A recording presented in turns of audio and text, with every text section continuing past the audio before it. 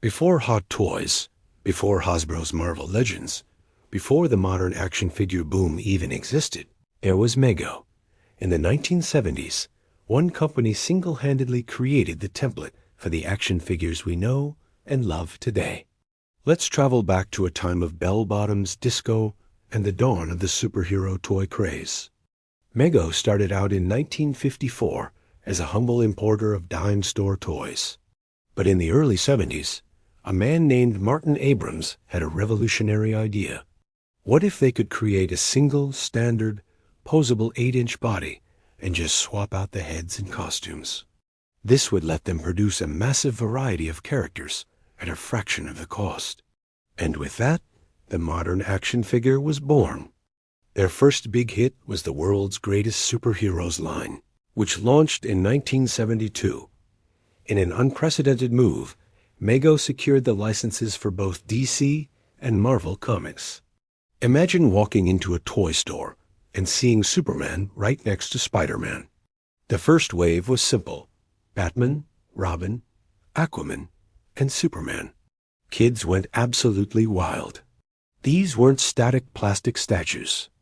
They had articulated bodies and real cloth outfits.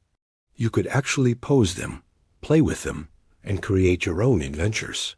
The line's success was immediate and explosive. Soon, the roster expanded to include everyone from the Incredible Hulk and Captain America to Wonder Woman and villains like the Joker and the Penguin. Mego was smart with their packaging, too. They quickly moved from solid boxes to window boxes, so kids could see the awesome figure inside, a standard practice we still see today. By 1976, they'd switched to the familiar blister cards. For collectors, the holy grails of this line are the rare secret ID figures. These were sets of characters in their civilian clothes, like Bruce Wayne or Peter Parker, sold exclusively through the Montgomery Ward catalog in plain, unmarked boxes. Finding one of these today is like finding a golden ticket. But Mego wasn't done yet. In 1974, they made another brilliant move. The original Star Trek series had just ended its run, but was exploding in popularity through TV syndication. Mego acquired the license, calling it a logical step, and beamed it into toy aisles everywhere. The first wave was a massive success, featuring the iconic Enterprise crew: Captain Kirk, Mr. Spock, Dr. McCoy, and Lieutenant Uhura. The detail was incredible for the time, and fans couldn't get enough. Following this, Mego released waves of alien figures. Now, this is where it gets interesting. Paramount, a license holder, was pretty relaxed about accuracy. This meant Mego's designers had a lot of creative freedom, resulting in figures like the Gorn and the Klingon that looked, well, let's say they were inspired by their on-screen counterparts. Despite this, or maybe because of it, these figures are cherished by collectors. The Romulan and Andorian figures from these later waves are now some of the most sought-after Mego collectibles in existence.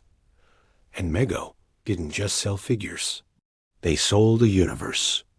They produced incredible playsets, like the iconic USS Enterprise bridge, which even had a working transporter that would spin your figures away.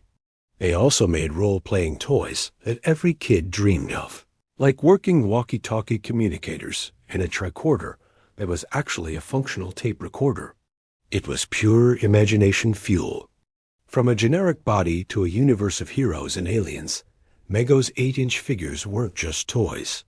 They were a cultural phenomenon. They laid the groundwork for every action figure line that followed and captured the hearts of a generation. So next time you see a detailed collectible on a shelf, remember the company that started it all. Thanks so much for watching.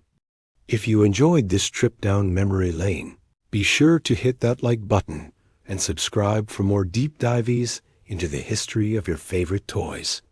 See you next time.